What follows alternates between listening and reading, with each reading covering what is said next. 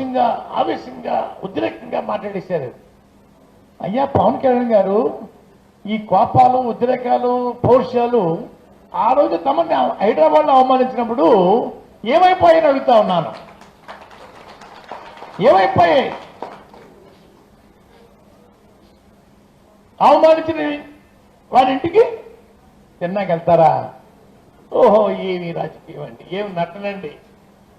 సినిమాలో నటించండి, రాజకీయాల్లో నటించకండి. పవన్ గారు, రాజకీయాల్లో నటించి యువతను పాడు చేయకండి, ప్రజలు పాడు చేయకండి. బాబాయ్, మీకు నమస్కారం పెడతా ఉన్నాను.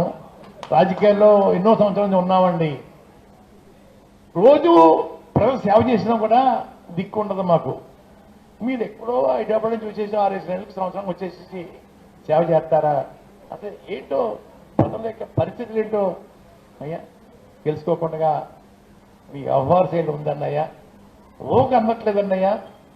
2014, 2019, 2024 మీ వ్యూహం ఏంటో తెలియట్లేదన్నయ్యా. చంద్రబాబు నాయుడు గారి ఎస్టేట్లో జనరల్ మేనేజర్ పోస్ట్ ఇచ్చారని మొన్న చెప్పారండి. దానికి మళ్ళీ కొత్తగా మార్కెటింగ్ మేనేజర్ పోస్ట్ కూడా యాడ్ చేశారన్నయ్యా.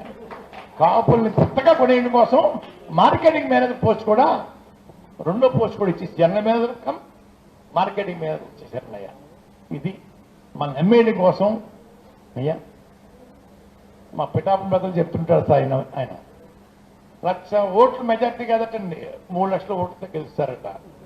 అయ్యా, ఒక్కొక్కరికి ₹1,00,000 చెప్పడం జగన్మోహన్ రెడ్డికి ఇచ్చేస్తారటండి. అయ్యా, ఈ పిఠాపురం ఓట్లందరూ అమ్ముడైపోయే మనుషులు, వారు స్వచ్ఛమైన మనుషులు, స్వచ్ఛమైన హీరో. ప్రజలు మాత్రం అవినీతి పనులు, అమ్ముడైపోయే మనుషులు. ఇంకోటి అయ్యా, ఎమ్మెల్యే అయితే ఇల్లు కట్టిస్తాను, ఇళ్ల తాళ ఇస్తాను, సిమెంట్ రోడ్డు ఇస్తాను, బడి కట్టిస్తాను, ఇంకోటి చెప్పాలా, స్వచ్ఛమైన నీరు ఇస్తాను చెప్పాలా. వీళ్ళు చెప్పట్లేదండి అయ్యా. స్వచ్ఛమైన సారా, నేను అధికారం వస్తే స్వచ్ఛమైన సారా మీకు అందుబాటు చేస్తా అని చెప్పేసి చెప్పడం అయ్యా.